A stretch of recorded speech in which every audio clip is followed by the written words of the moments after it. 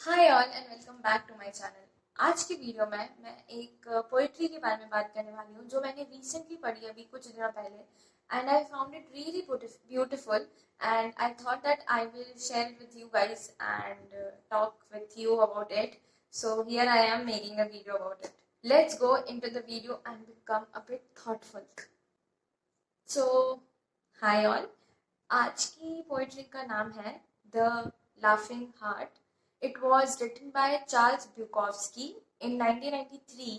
तो it is known that he got clarity और in life, मतलब वो जब मरने वाले थे, that is he died in 1994। तो उसके एक साल पहले ही उन्होंने ये पोइट्री लिखी थी। So it is known that he just got clarity about life, so he wanted to share it with the world, and that's why he wrote such a beautiful poetry. And here I am reading it out for you, और हम थोड़ा interpret करने की कोशिश करेंगे कि क्या लिखा गया है। Starting, your life is your life. Don't let it be clubbed into dank submission. So इससे author ये कहना चाह रहे हैं कि take responsibility and ownership of your own life. हमें हमारी रिस्पॉन्सिबिलिटी, मतलब हमें हमारी लाइफ की रिस्पॉन्सिबिलिटी किसी और को नहीं दे देनी है। लाइक वही ड्राइवर सीट, वो सुना होगा सबने। तो हमें अपना सीट, अपनी कार का सीट का ड्राइवर किसी और को नहीं बनाना। It is our own life and we need to take responsibility of our life. So ये बहुत सिंपल लाइन है, बट इसको सोचा जाए तो काफ़ी थॉटफुल और इंटरेस्टिंग लाइन है। इसके बारे में हम बहुत कम सोचते हैं, पर हम सब ओनरशिप लेना चाहते हैं। But we I think we don't feel we are ready for it. But हम जैसे जैसे करते हैं we become ready. We need to start taking responsibility of little little things of that make us मतलब जो हमें खुश करती है, हमें उसकी रिस्पॉन्सिबिलिटी लेना है। यहाँ ऑथर रिस्पॉन्सिबिलिटी ऑफ ऐसा नहीं कहना चाह रही कि तुम अपने करियर की रिस्पॉन्सिबिलिटी ले लो या अपनी पढ़ाई की या जो भी तुम कर रहे हो अपनी लाइफ में उसकी रिस्पॉन्सिबिलिटी लेने की बात नहीं कर रहे हैं। He is taking to take responsibility of yourself, of your life, of your worth, of your existence, human journey जो तुम जी रहे हो उसकी रिस्पॉन्सिबिलिटी लो।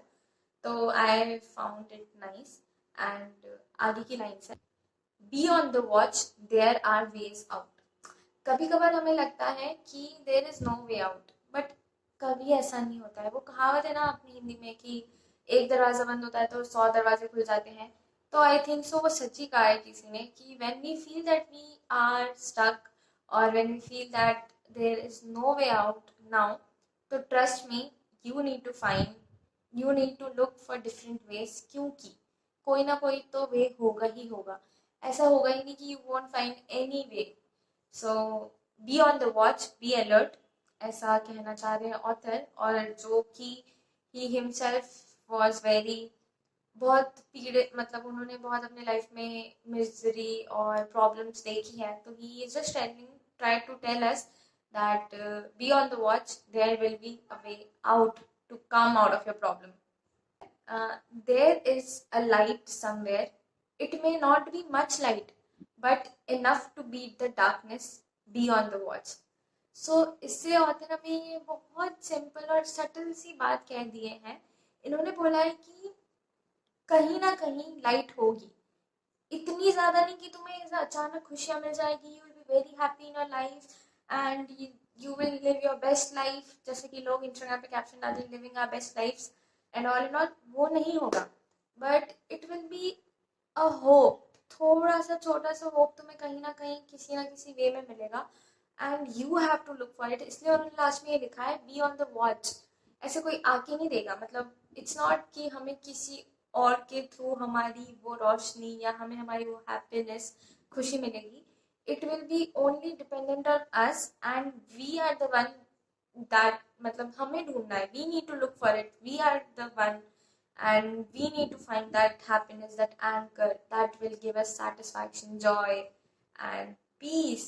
और जब मैं ये लाइन पढ़ रही थी, मेरे को ऐसा अचानक से विजुलाइज हुआ कि मैं एक बहुत डार्क से कमरे में हूँ और एक हल्की सी लाइट आ रही है।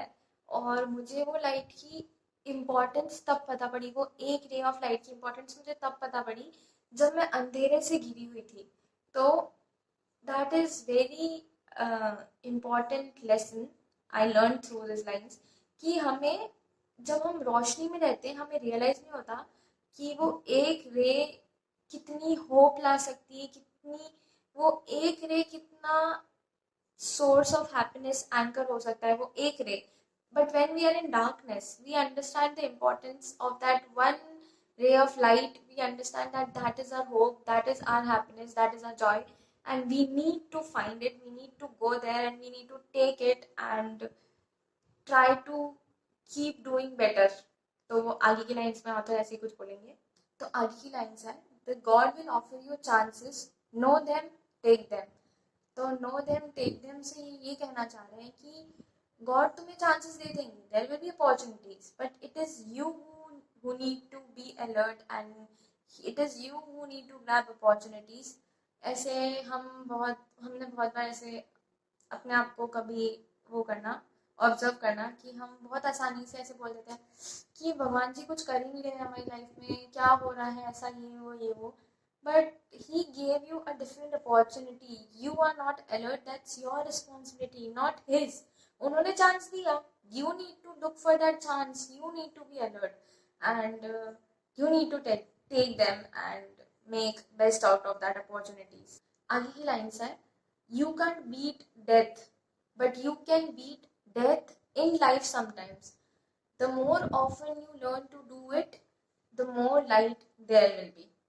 कितनी ब्यूटीफुल और प्रोफाउंड लाइन्स है यार ये. तो इसमें ऑथर ये कह रहे हैं कि हम ऑफकोर्स डेथ को तो हमें पता है हम सब मरने वाले एक दिन, तो ह्यूमन एग्जिस्टेंस की मतलब जो ह्यूमन की जर्नी हमारी उसको तो हम बीट कभी नहीं कर सकते हैं.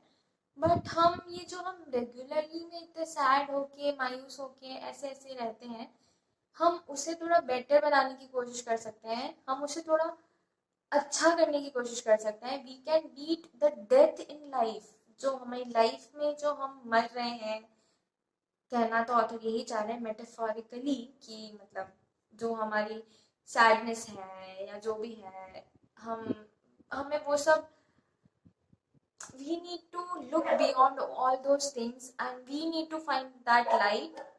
And the author is saying the more you do it, तुम जितना करते जाओगे you will become better, you will learn. मतलब हमें सीखना है हर एक सिचुएशन में वो लाइट ढूंढने का. और when we start doing it, when we keep doing it, there will be more light in our lives.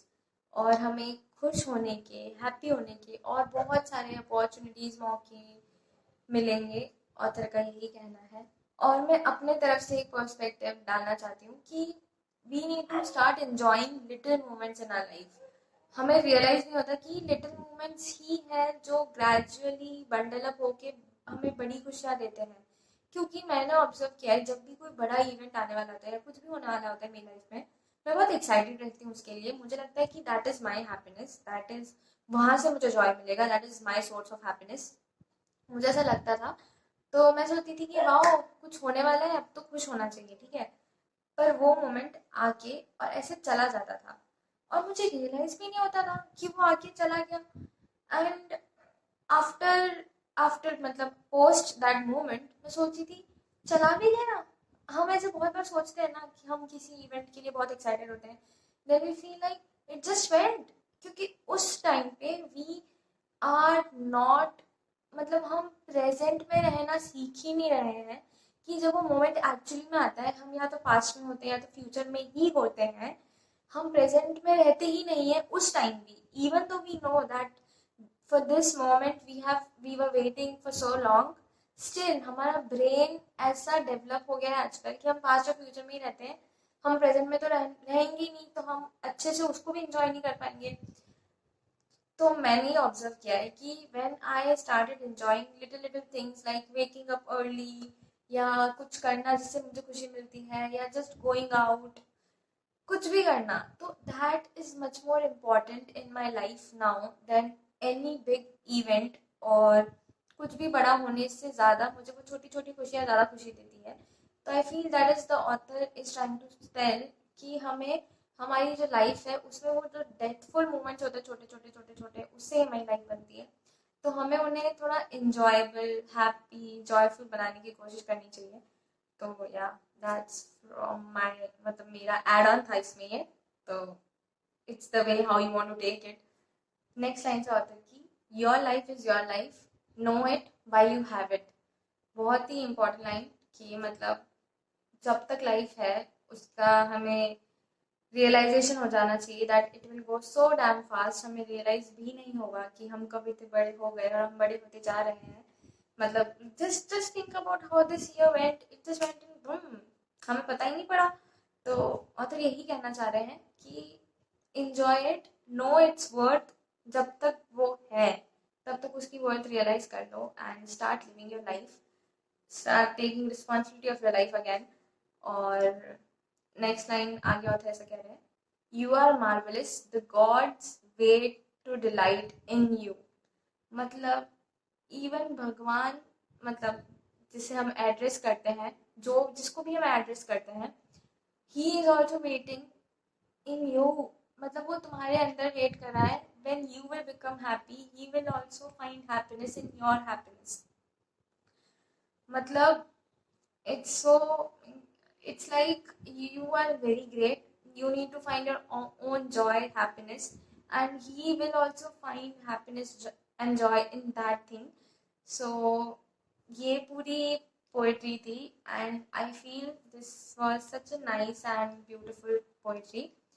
तो इसका एसेंस यही है एक लाइन में कि you have to take responsibility of your own life, take ownership of your own life because it's your damn life. और life कितनी भी मुश्किल लगे, just find your one that light ray of hope, joy, happiness, not coming from any one, not getting influenced by any one. वो light जो सिर्फ तुम्हारी है और सिर्फ तुम्हारी है। तो इसके साथ मैं वीडियो एंड करती हूँ। आई होप, आई जस्ट, ये ज्ञान नहीं दे रही थी मैं, I just like this poetry so I thought I share it with you guys. आप लोगों के जो थॉट्स हैं प्लीज़ कमेंट में बताना।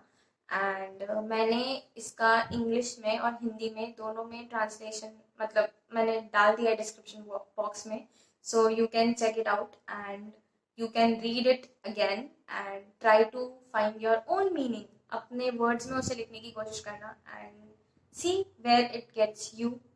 so I hope you guys like this video, please like, share and subscribe और मेरी videos share कर दो and follow me on Instagram। so I'll see you in the next video that might be coming most probably tomorrow। तब तक के लिए bye bye.